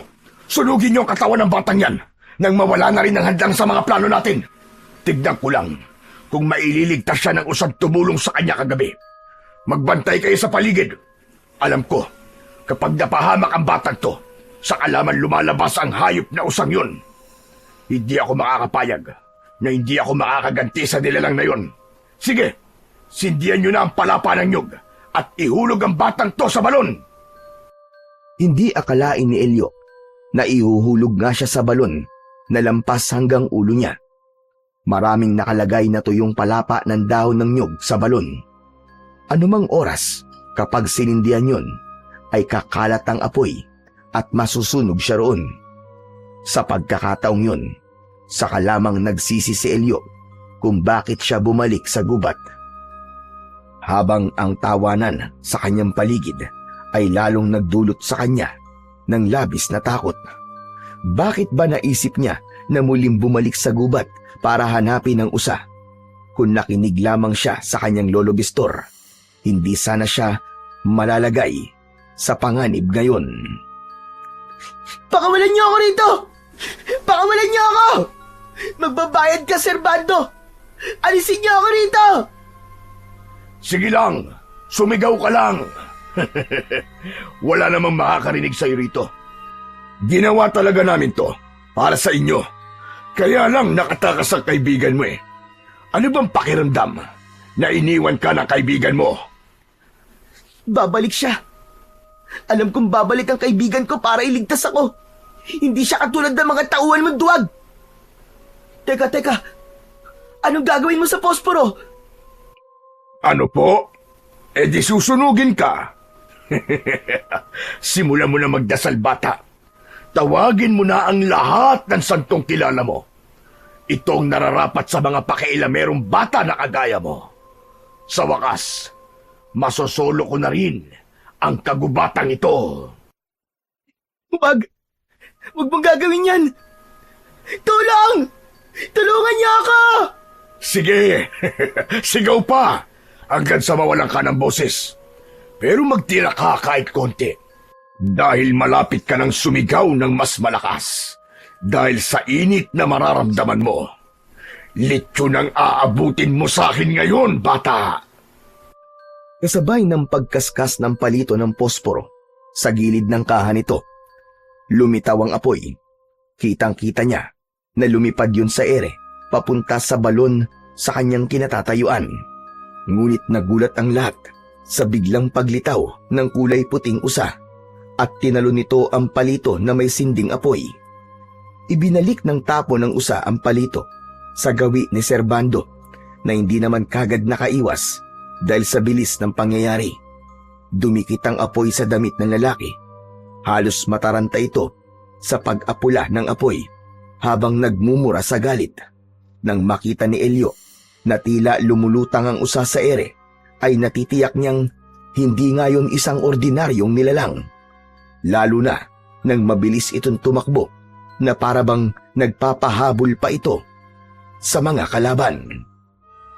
Lindik! Hulihin niyo ang hayop na usag yon! Ano pang itinatayo-tayo niyo dyan? Habulin niyo! Sinasabi ko na nga ba't magpapakita na naman siya? Humanda kayo ngayon! Hindi siya ordinaryong usa gaya lang inaakala nyo. Papatayin niya ang mga tauhan mo, Serbando! Tignan ko lang kung maililigtas ka pa ng usa na yan sa gagawin ko. Muling nagsindi ng apoy si Serbando at ito mismo ang nagsunog sa palapa ng nyog. Kumalat ang apoy sa gilid ng balon at naramdaman ni Elio ang init ng singaw ng apoy sa loob ng hukay. Umalingaw-ngaw ang malakas na tawa ni Serbando habang kumukuha pa ito ng mga dahon na tuyo para itambak sa balon. Pilit na gumapang si Elio paakyat sa balon, ngunit masyado nang malaki ang apoy. Sa isip ni Elio ay katapusan niya na ng mga sandaling yon. Tulong! Tulungan niyo ako! Paalam, batang inutil. Ilang minuto na lang ay magiging isa ka ng abo, kasama ng mga nasusunog na dahon ng puno. Mula sa nanlalabong mga mata ni Elio ay tanaw niya ang tumatakbong usa papalapit sa kinatatayuan ni Serbando. Ubod lakas nitong binangga ng sungay ang likod ng lalaki at muntik itong mahulog sa balon na kinaroroonan ni Elio. Umalis ang usa at pagbalik nito ay meron na itong itinutulak na katawan ng lalaking walang malay. Inihulog ng usa ang katawan ng lalaki sa hukay at mabilis itong tumungtong sa tiyan ng lalaking inihulog nito. Kasabay ng pagkagat nito sa kanyang damit, pahila siya nitong tinulungan na parang katumbas ng lakas ng tao. Kakaiba ang lakas ng usa dahil nagawa nitong mabuwat siya sa pamamagitan lamang ng pagkagat sa kanyang damit. Pigilan nyo! Patamaan niyo na si Batang Usa! Nag-iisa lang yan! Natatalo pa kayo, mga inutil! Halos mabingi si Elio sa malakas na boses ni Servando. Pakiramdam niya ay para siyang lumulutang na parang papel dahil sa malakas na pagtangay sa kanya ng usa. Inilayo siya nito sa hukay at hindi siya binibitiwan sa damit gamit ang bibig. Humihingal na naririnig niya ang malalim nitong paghinga habang itinatakbo siya ng mabilis. Pakiramdam niya ay may taglay itong lakas na parabang sa kabayo. Nang makatakas sila sa mga humahabol na mga kalaban, ibinaba siya nito sa malaking ugat ng puno. Itinago siya roon at mabilis na nagakot ng palapa ng nyog para tabunan siya. Tila may isip ang usa habang pinoprotektahan siya. Mula sa kanyang pinagtataguan ay nasisilip niya sa siwang ng mga sanga ang nakatayong usa na tila sinadya nitong hintayin ang mga kalaban. Tignan mo nga naman ang pagkakataon. Sadya pa tayong hinintay. Walang kahirap-hirap na magkakaroon tayo ng huli ngayon. Hoy kayo, hanapin niyo ang bata. Patayin niyo agad at huwag niyo na ulit hahayaan na makatakas ang hayop na batang yun. Bilisan niyo kumilos. Ang bawagal niyo! Nakatikim pa ng sipa ang isang tauhan ni Servando dahil sa galit nito sa kabagalan ng mga tauhan nito. Ngunit hindi hinayaan ng usa na makaalis ang mga lalaki. Isang mataas na pagtalon sa ere ang ginawa ng usa at pinuntirya nito ang natigilan na si Servando. Tinamaan ng sungay ng usa ang dibdib ni Servando at laking gulat ni Elio nang makitang tumalsik ang lalaki at bumagsak ng pasadsad sa lupa. Nagulat din ito sa nangyari, kaya ang mga tauhan nito ay sabay-sabay na umatake sa kinaroroonan ng usa. Walang kasing bilis at liksi na nakipaglaban sa mga lalaki ang usa. Hindi makalapit ang mga ito sa malakidlat na paggalaw ng usa. Dala ng takot sa usa, ay mabilis na tumakbo ang mga lalaki sa gitnang kakahuyan. Naiwan si Servando na nagbabanta sa nakatayong usa. Kung sino ka man na maligno ka o impakto, papatayin kita. Pagsisisihan mo ang ginawa mong ito. Hindi ko titigilan ang batang pinoprotektahan mo hanggat hindi ko siya napapatay. Tandaan mo yan! Pagkasabi nun, ay mabilis na kumaripas ng takbo si Servando palayo sa kanilang kinaroroonan hanggang sa maglaho ang lalaki sa madilim na bahagi ng kakahuyan. Hinintay ng usa na mawala sa paningin nito si Servando bago ito humarap sa pinagtataguan niya. Lumapit ito sa kanya at inalis ang mga sanga na nakataklob sa kanyang pinagtataguan gamit ang sarili nitong bibig. Lumabas siya at hinarap ito.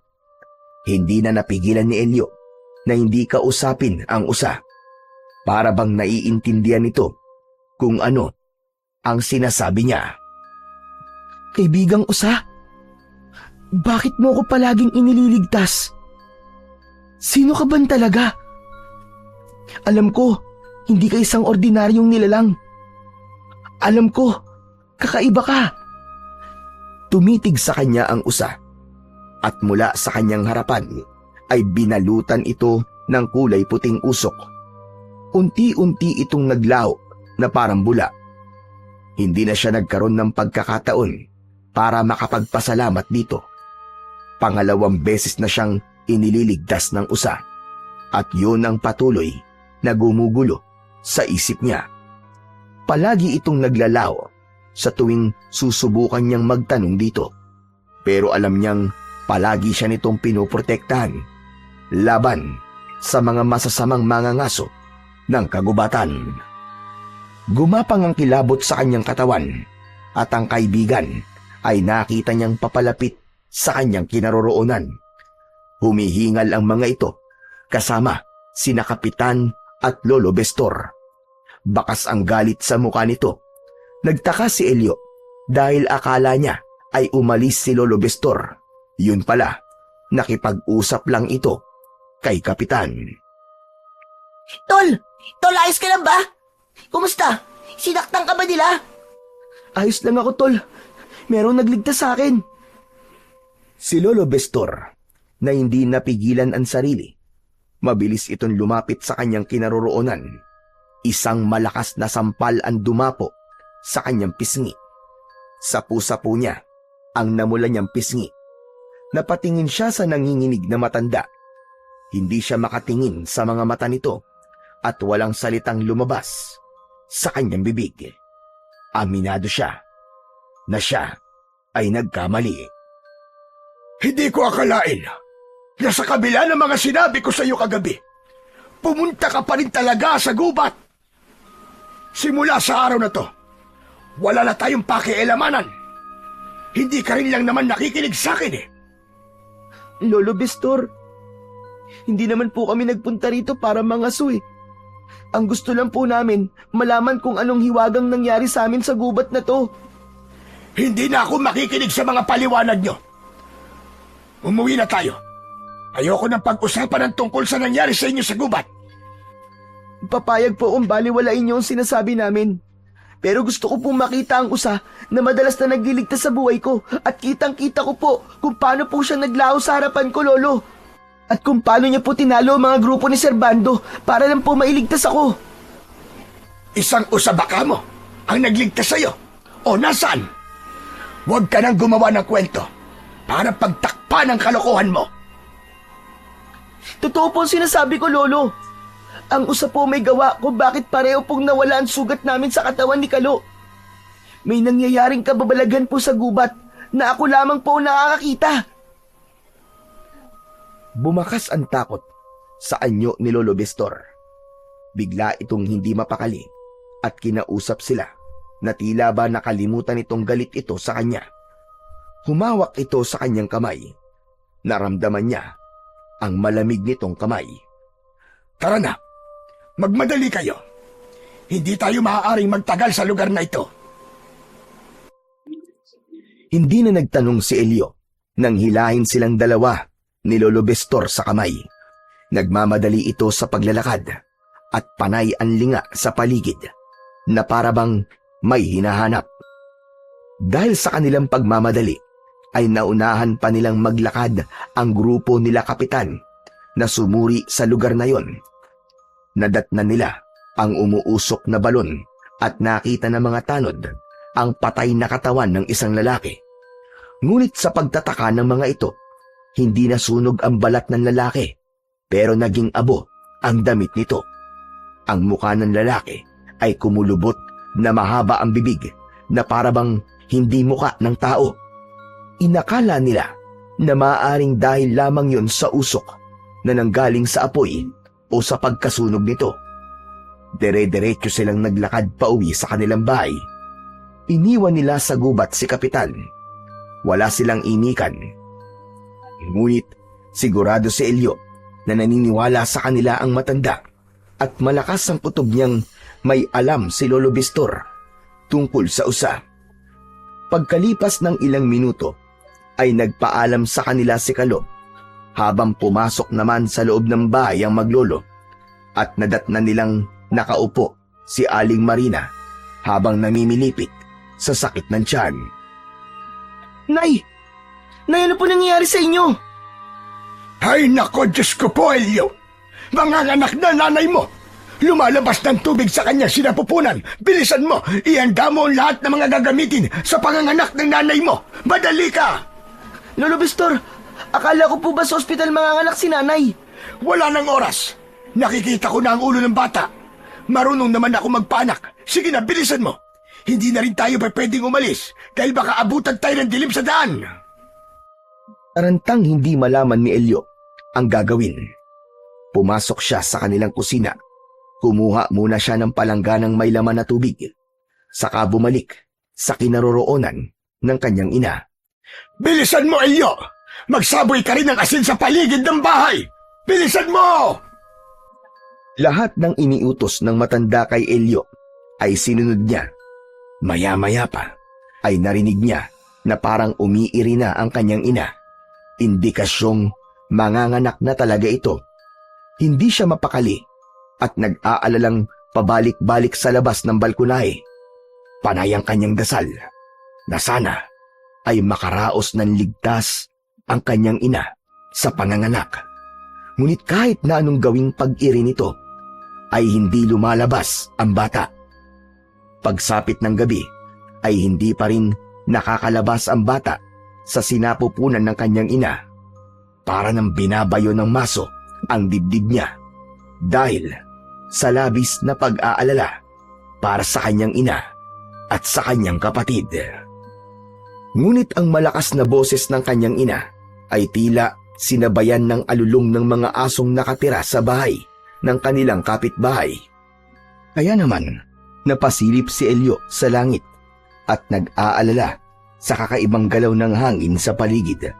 Sinabayan pa ng pagputak ng mga manok na parabang merong nakikita ang mga ito na hindi nakikita ng ordinaryong tao. Bigla siyang kinabahan nang marinig niya ang boses ni Lolo Bestor. Elio, halika! Lumapit ka rin! Nahihirapan ang nanay mo sa panganganak. Magbantay ka sa labas ng bahay. Kunin mo si Bat sa likod ng pinto. Isipin mo na lang na mangangaso ka ngayong gabi. Hindi lang hayop, kundi ng mga aswang na manananggal. Ang pag-iingay ng mga manok at aso ay palatandaan na merong manananggal sa paligid. Lolo, ako po talaga naisip niyong ipain sa mga aswang. Matindi po talagang galit niyo sa akin, At ako po ang harap sa mga aswang na yon. Tigilan mo ko, Elio. Hindi ako nakikipagbiruan sa'yo. Delikado si Marina at ang kapatid mo. Gawin mo ang lahat para hindi makalapit ang mga manananggal sa bahay natin. Sige na, magbantay ka sa labas. Bilisan mo! Wala nang nagawa si Elio, kundi ang sumunod sa utos ng kanyang lolo Bestor. Kinuha niya ang sibat ng matanda sa likod ng pinto, saka siya lumabas sa kanilang bahay. Hindi na siya nagulat sa mga manananggal dahil dati niya nang alam ang tungkol sa mga aswang na lumalabas lamang kapag may buntis o may bagong panganak na sanggol. Kaya naman, isang malalim na buntong hininga ang pinakawalan ni Elio bago niya inilinga ang kanyang paningin sa paligid. Hindi pa man nagtatagal sa pagkakatayo si Elio, ay natanaw niya kagad sa impapawid ang malapaniking lumilipad papunta sa kanilang bahay. Kanya-kanya ng dapo sa kanilang bubong at pilit na binubuksan ng bubong habang umaangil ang mga ito. Ano ang laban ng kanyang sibat sa maraming nilalang na bigla na lamang sumalakay sa kanilang tahanan? Ang ibang mga tao na naroroon ay kanya-kanya rin ng pagsara ng mga bintana at pinto. Takot sila sa aswang na manananggal. Ngunit hindi nagpakita ng takot si Elio. Hinarap niya ang mga aswang na manananggal. Isa-isa niyang sinasaksak ng talim ng kanyang sibat ang mga aswang na nagtatangkang umatake sa kanya. Lolo! Lolo, tulong! Merong mga aswang na sumasalakay sa bahay natin! Lumabas kayo rito! Tulungan niyo ako, Lolo! Iwas-iwas mo lang ang sibat mo, Elio! Huwag mo silang hahayaan na makapasok sa bahay natin! Kukunin nila ang kapatid mo at papatayin nilang nanay mo! Labanan mo sila! Mas nanaig ang kagustuhan ni Elio na maprotektahan niya ang kanyang ina. Mabuti na lang at nakapagsaboy na siya ng mga asin at bawang sa paligid ng kanilang bahay hanggang sa bubong. Kaya naman, hindi rin nakatagal ang mga aswang dahil napapaso sila sa asin. Maya-maya pa ay bigla niyang naramdaman ang pagbaon ng matutulis na kuko sa kanyang balikat. Dahil sa labis na sakit, nabitiwan ni Elio ang kanyang sibat. Bumulwak ang dugo mula sa kanyang sugat na pinagbaunan ng mga kuko ng aswang. Kasunod ng pag-angat ng kanyang paa sa lupa. Huli na nang maintindihan ni Elio na dinagit na pala siya ng aswang na manananggal. Lolo! Tulungan niyo ako! Lolo! Tuluyan nang naiangat sa lupa si Elio. Hindi siya makawala sa kukong nakabaon sa kanyang balikat. Pakiramdam niya Kapag gumalaw siya, ay mababaklas ang kanyang laman at mahuhulog siya sa lupa. Ngunit nagulat siya nang biglang may tumamang kidlat sa katawan ng manananggal na aswang na dumagit sa kanya. At kahit ayaw nitong pakawalan siya, ay nasunog ang katawan nito mula sa ere. Bumundol ang kaba sa dibdib ni Elio nang pabulusok siyang babagsak sa lupa. Ngunit parang may malakas na enerhiyang bumalot sa kanyang katawan at dahan-dahan siyang ibinaba sa lupa. Kasunod ng malakas na pagdagundong ng kulog sa paligid. Lumiwanag ang kalangitan dahil sa kidlat. Nang makita ng mga manananggal ang nangyari sa aswang na dumagit sa kanya, lumipad ang mga ito papalayo sa kanilang kinaroroonan. Atras! Atras! Hindi natin kaya ang nilalang na tumulong sa bata! Kasama ng mga alagad nito ay mabilis na lumipad ang mga aswang sa impapawid, papalayo sa kanilang kinaroroonan, hanggang sa maglaho ang mga ito sa kalangitan. Saka lamang tinignan ni Elio ang nilalang na nasa kanyang likuran.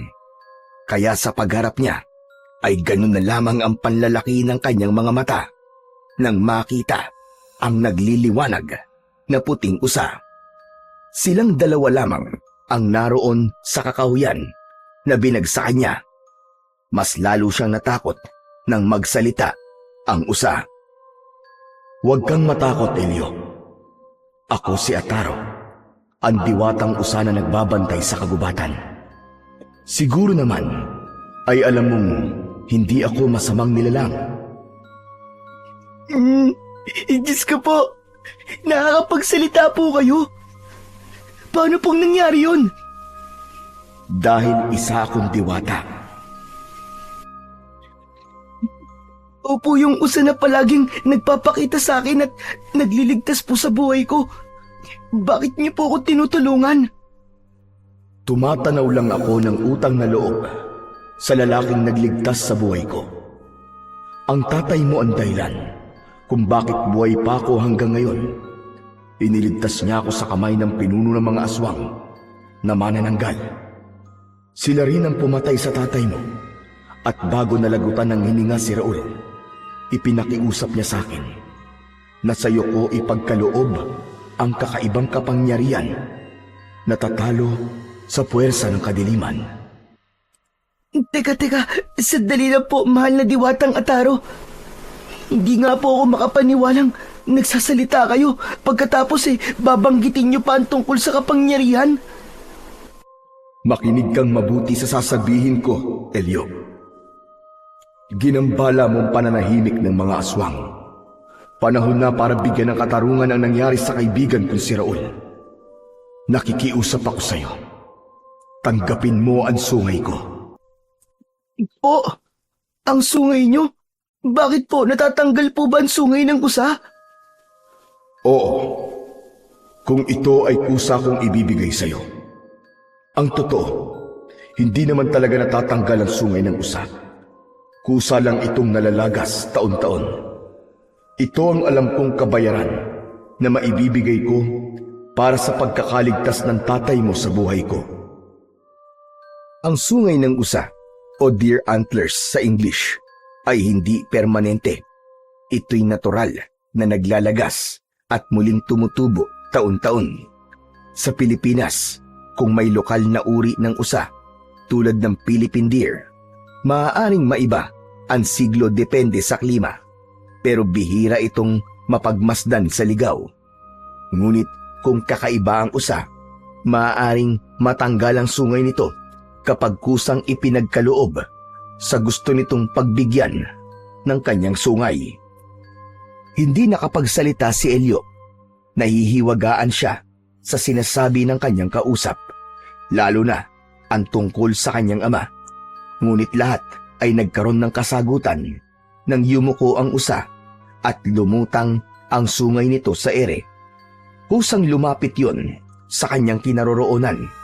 Hinawakan niya ang sungay at lumitaw ang malakidlat nitong liwanag. "Gamitin mo ang sungay ko laban sa mga aswang. Naglaho ang usa sa kanyang harapan. Naglaho rin ang liwanag ng sungay. Biglang naalala ni Elio na nasa panganib ang buhay ng kanyang ina at kapatid. Malakidlat na tumakbo pabalik sa kanilang bahay si Elio. Nadatnan niya ang umiiyak na si Lolo Bestor. Inakala nito na napahamak siya, kasabay ng iyak ng kanyang kapatid. Nasaan ka na? Diyos ko, tulungan niyo kami! Dinagit ng aswang ang apo ko! Tulungan niyo kami!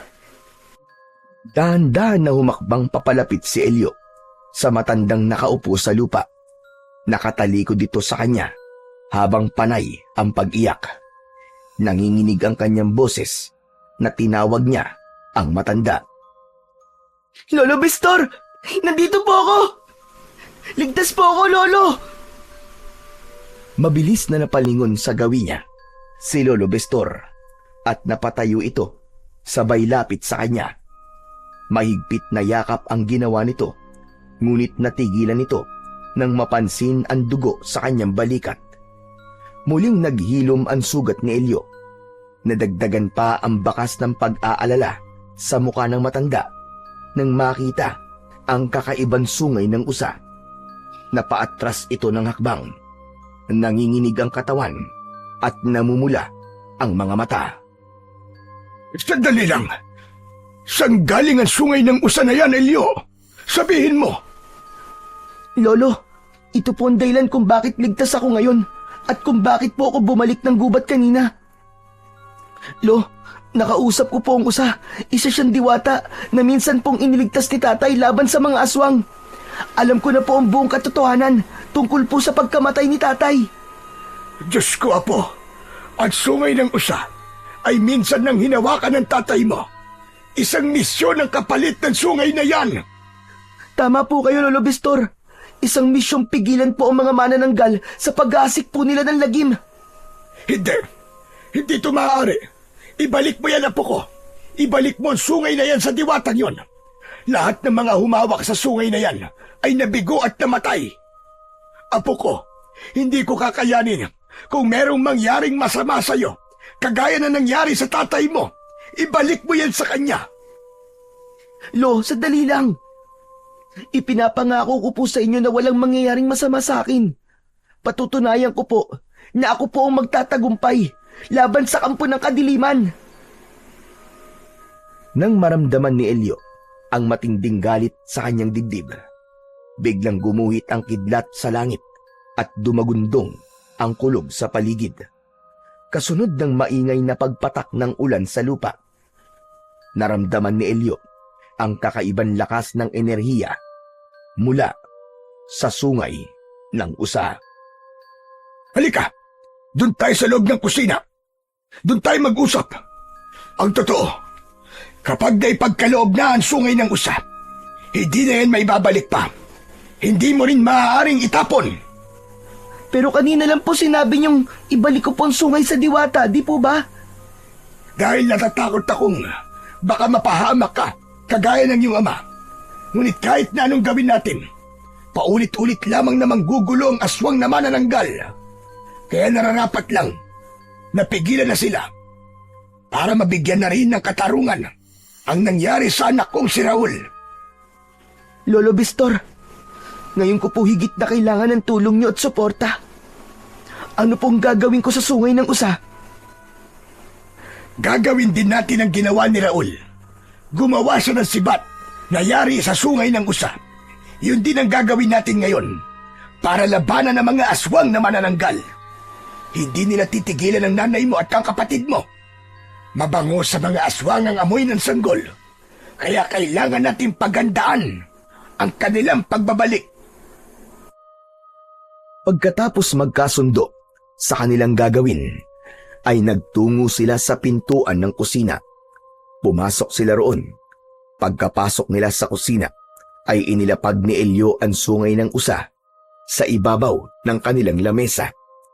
Habang hinihintay si Lolo Bestor na nagmamadaling pumasok sa loob ng kwarto nito, naupo si Elio sa bangko sa harap ng lamesa. Madilim ang kanyang anyo na pinagmasdan niya ang malasangang sungay ng usa. Isang malalim na buntong hininga ang pinakawalan ni Elio ng sandaling yun. Alam niya na mabigat ang laban na kahaharapin niya.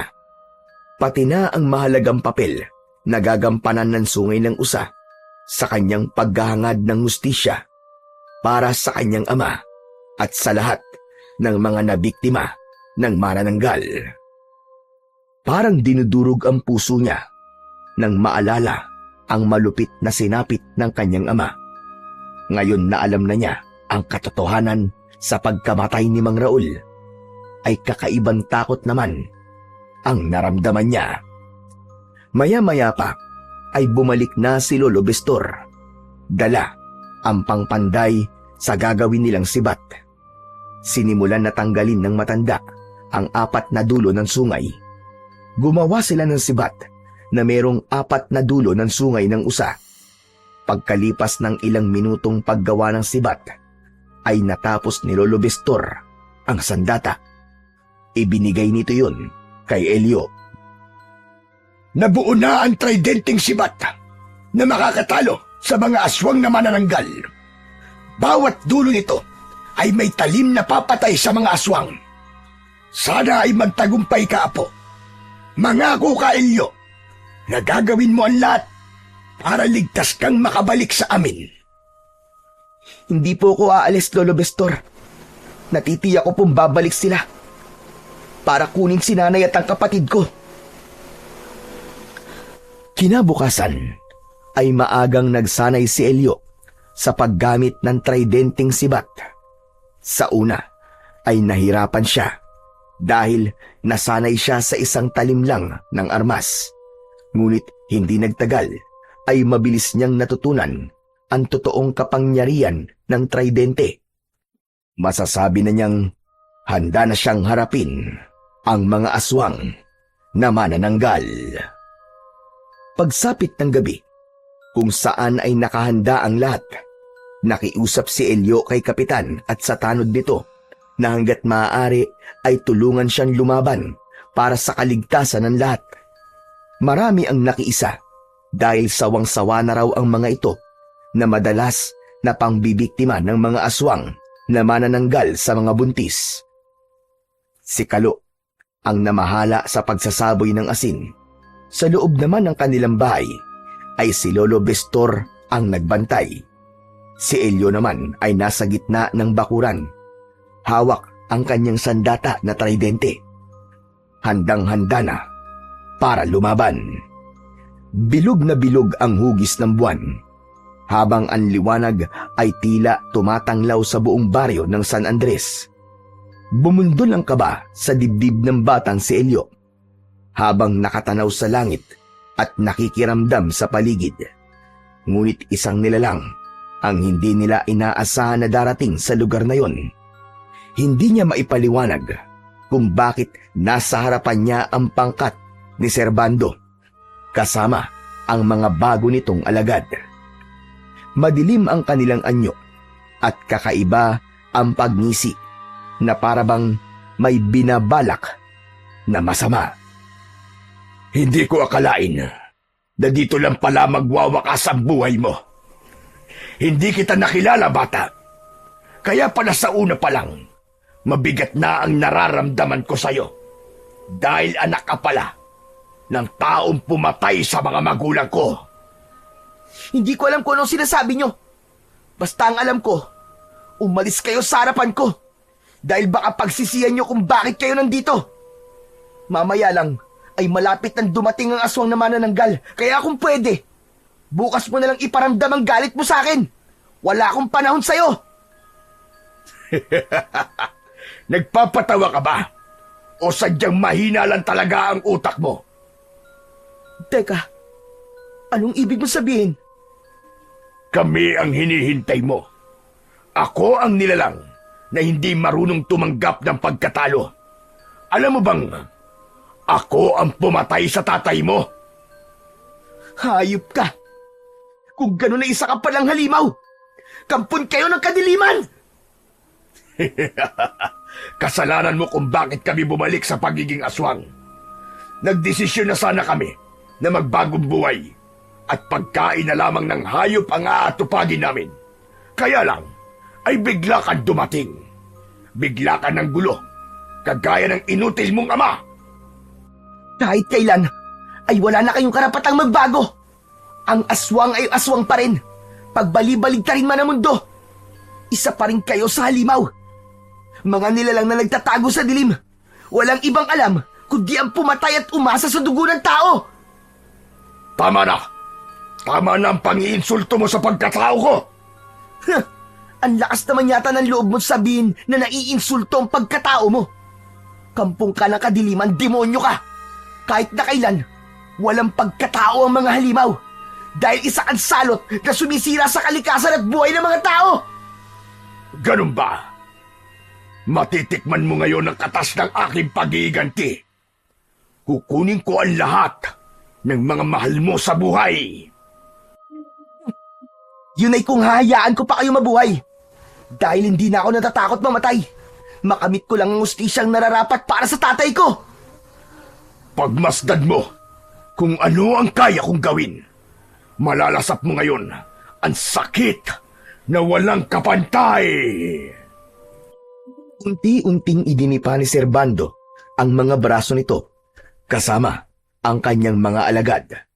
Dahan-dahan na nagpalit ng anyo ang mga ito mula sa pagiging tao papunta sa pagtubo ng pangil sa bibig, paghaba ng mga kuko sa kamay, at pagkapunit ng laman mula sa kanilang likod. Kusang napunit ang damit dahil lumitaw ang maskuladong katawan ng mga ito, habang ang bibig ay humaba na parabang sa paniki. Ang kanilang mga mata ay nanlilisik, hindi sa galit, kundi sa pagkagutom sa karne ng tao. Sa paghihiwalay ng kanilang katawan, naiwan sa lupa ang ibabang bahagi ng katawan. Ngunit ang itaas na bahagi na may pakpak ay lumipad sa impapawid. Dala ang gutom at pagkauhaw sa dugo.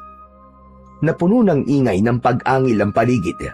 Ang pagaspas ng malapad na pakpak ng mga ito ay nakadagdag sa nakakakilabot na ingay sa loob ng bakuran. Lumapit sa kanya ang kanyang kaibigang si Kalo. Kalo, anong ginagawa mo dito? Hindi ka dapat nandito. Teka, bantayan mo na lang si nanay. Pasensya ka na, tol, ha? Pero nag-aalala ako sa iyo, eh. Marami sila, tol. Hindi mo sila kakayanin labanan na mag-isa. Bakit, tol? Wala ka ba tiwala sa akin? Teka, mas kailangan ka ni nanay sa loob. Sige na, pumasok ka na sa loob ng bahay. Bilisan mo. Hindi kita iiwan, tol. Bala na ang taong bayan sa kalahati nilang katawan. Sasamahan kitang lumaban. Walang iwanan hanggang kamatayan. Magdasal na kayo. Lahat kayo ay gagawin na naming hapunan. Hindi na namin kailangan magtyaga sa karne ng mga hayop. Kayong dalawa ang una kong kakainin. Itinutok ni Elio ang hawak niyang sibat sa papalapit na mga aswang at hindi niya inaasahan na lilikha yun ng malakidlat na liwanag. Tumama yon sa mga aswang na nasa himpapawid. Nagkikikisay ang mga ito habang nasa ere. Nasunog ang katawan ng mga ito at natunaw na parang papel. Ang lahat ng tamaan ng malakidlat na liwanag mula sa sandata ni Elio ay bumabagsak sa lupa at agad na nasusunog. Habang abala sa pakikipaglaban si Elio, nakipagpambuno naman ang kaibigan niyang si Kalo sa ibang alagad ni Servando. Bawat tamaan nito ng taga sa katawan ay bumubulwak ang dugo sa sugat. Ngunit humihilom din kagad ang mga sugat ng tama ng talim. Tila walang epekto sa mga ito ang sandatang walang kinalaman sa sungay ng usa. Kaya si Elio ang unang sumugod sa papalapit na rin na pinuno ng mga aswang. Bawat bigwas ng kalmot ng kuko ni Servando ay hindi tumatama sa nakakaiwas na si Elio. Gumanti rin siya rito ng saksak gamit ang kanyang tridente na sibat. Ngunit hinampas siya ng malapad nitong pakpak. Pasadsad siyang bumagsak sa lupa at muntik niyang mabitiwan ang kanyang armas na tridente. Mabilis na lumapit sa kanya ang aswang, habang ang nakalaylay na laman loob nito ay halos sumayad na sa lupa. Ang buong akala mo ba ay basta mo na lang akong matatalo ng sibat mo? Pues nagkakamali ka. Ilang tagapagtanggol na ang pinatay at natalo ko gamit ang sandatang yan. Lahat sila ay walang binatbat sa kapangyarihan ko. Kapangyarihang ano? Ang manggulo sa mga tao at pumatay na maraming hayop sa kagubatan? Yun ba? Dahil yun lamang ang paraan para kami ay mabuhay. Patutunayan namin na hindi para sa tao lamang ang mundo na to, kundi para sa amin rin na mga elementong may taglay na kakayahan. Kung hindi ka titigil sa pakikipaglaban sa amin, ako ang tatapos sa buhay mo! Ginagawa yan! Hindi sinasabi! Kailanman, ang mga nilalang na katulad mo ay sa impyerno na babagay! Wala kayong puwang sa mundo ng mga tao! Mas pinili mo maging masama kesa ang gumawa ng kabutihan sa kapwa! At sino ang tatanggap sa amin? Sige nga! Maraming tatanggap sa inyo kung mas pinili nyo gumawa ng kabutihan. Kumukuha kayo ng sobrang pagkain sa gubat na dapat sana ay sapat lang. At hindi pa rin natatapos ang kasamaan nyo. Pumapatay pa kayo ng maraming sanggol sa baryong to. Inalisan nyo ng magandang pangarap ang mga batang pinatay nyo. Kaya walang tatanggap sa inyo kahit na sino. Sa impyerno kayo nararapat. Kaya ito na ang katapusan nyo! Malahangin ang ginawang pag-ikot ni Elio, kasabay ng pagtalon niya sa ere para maabot ng kanyang sandata ang mga nakalutang na manananggal. Sa bilis ng pangyayari ay hindi nakaiwas si Servando sa pagtama ng tridente na sibat na may kasamang kidlat. Lumagablab ang kuryente na bumalot sa katawan ng pinuno ng mga aswang. Natunaw ito hanggang sa maging abo na parang nasusunog na papel. Sumama ang abo nito sa hangin, kasunod ng malakas na pagsigaw ng mga taong lumabas sa kanilang mga tahanan. Dala ang mga asin para ibuhos sa kalahating katawan ng mga manananggal. Nang malagyan ng mga ito ng asin, ang bewang ng manananggal, umusok ang mga yon at kumulo ng malakas ang likido sa kalahating bewang ng mga aswang. Kumalat sa lupa ang natunaw na bewang. Nagkagulo ang mga tao. Pinagtulungan ng mga ito ang lahat ng mga natirang aswang na nasugatan ni Kalo sa laban. Ipinakita naman ni Elio ang bagsik ng sungay ng usa sa mga tao. Itinarak niya ang tridenteng sibat sa katawan ng mga aswang hanggang sa masunog ang mga yon. At ang nagbabagang alipato mula sa mga nasunog na katawan ng mga halimaw ay sumama sa hangin at lumipad sa himpapawid. Lumabas si Lolo Bestor. Hindi ito makapaniwalang nagtagumpay si Elio laban sa mga manananggal. Yun ang kauna-unahang pagkakataon na merong nanalong tagapagligtas laban sa kampon ng kadiliman. Maigpit na yakap ang sumalubong sa kanya, kasama si Kalo na hindi rin biro ang ginawang pagtulong para magtagumpay si Elio laban sa kasamaan. Muling nagpakita ang nagliliwanag na usa. Wala itong sungay at sa harapan ng mga tao ay biglang nagsalita si Ataro. Ako si Ataro, ang diwatang nagbabantay sa kagubatan at sa mga usa. Meron akong ipapakiusap sa inyong lahat. Sana ay wala nang mga ngaso sa inyo sa kabundukan. Sa halip ay pangalagaan niyo ang mga hayop na nakatira sa gubat. Kagaya ninyo, sila ay may buhay rin. Malaki ang naitutulong nila sa balanse ng kalikasan. Laging tandaan, lahat ng sobra ay masama.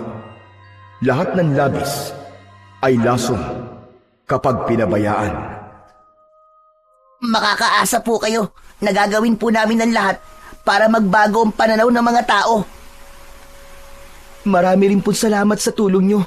Mahal na Diwata, pati na sa ilang beses niyong pagkakaligtas po sa buhay ko. Sana ay magsilbing aral sa iyo ang lahat ng pangyayari nito.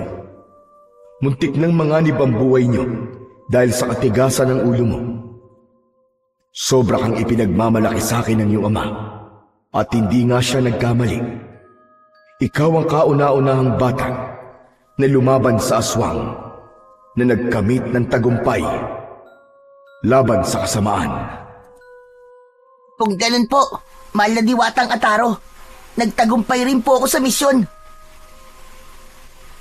Napatingin si Elio sa gawin ng kanyang kaibigan. Hindi niya maintindihan kung ano ang ibig nitong sabihin. Oo, Kalo. Binabati rin kita sa pagbabantay sa batang tagapagligtas ng baryo ng San Andres. Teka, anong ibig mo sabihin, Kalo? Pasensya ka na, Tol, ha? Kailangan kong itago ang totoong misyon ko para malaman ni Diwatang Ataro kung nasa maayos kang kalagayan. Ako ang una niyang kinausap at sumubok sa'yo upang malaman kung mabuti kang tao. Sinubukan ko kung papatayin mo ang usa na nakita natin nung isang araw. Ngunit matagumpay kang nakapasa sa pagsubok. Pambihira. Naisahan mo ako ron, ah. Hindi ko nahalata, kaya pala ginamot ka rin ni Ataro dahil ikaw ang kanyang mata sa pagbabantay sa akin. Siya nga po pala, mahal na Diwatang Ataro. Paano po kayo? Wala na po kayong sungay. Huwag kang mag-alala. Sadyang nalalagas at natatanggal ang sungay namin taon-taon. Depende sa klima ng panahon. Isang linggo lang ay muling lilitaw ang mga sungay ko. At kung merong manggugulong aswang sa baryong ito, ay hindi ako magdadalawang isip na muli itong ipagkaloob sa iba na karapat-dapat rin na maging isang tagapagligtas. Lahat tayo ay pwedeng maging tagapagligtas. May sungay man tayo ng usa o wala. Ang mahalaga, alam natin kung paanong gumawa ng kabutihan para sa lubos na nakararami. Maraming salamat, mahal na Diwata, sa pagtupad mo sa pangako mo sa anak ko. Lalo na ang pagliligtas sa buhay ng aking apo. Walang anuman, Lolo Bestor. Magpapaalam na ako sa inyong lahat. Hanggang sa muli. Unti-unting gumapang ang kulay puting usok sa katawan ng usa hanggang sa maglaho ito na parang bula. Ang mga tao naman na nakakita sa diwatang usa na si Ataro ay nagpasalamat sa batang si Elio. Pinatunayan lamang ng batang si Elio na kahit ilang beses man na matalo sa laban ay huwag susuko dahil darating ang araw na makakamit at makakamit din ng tagumpay laban sa kasamaan. Isang patunay na ang paninindigan at tapang sa pagharap sa suliranin ay mabisang sandata laban sa matinding pagsubok ng ating buhay.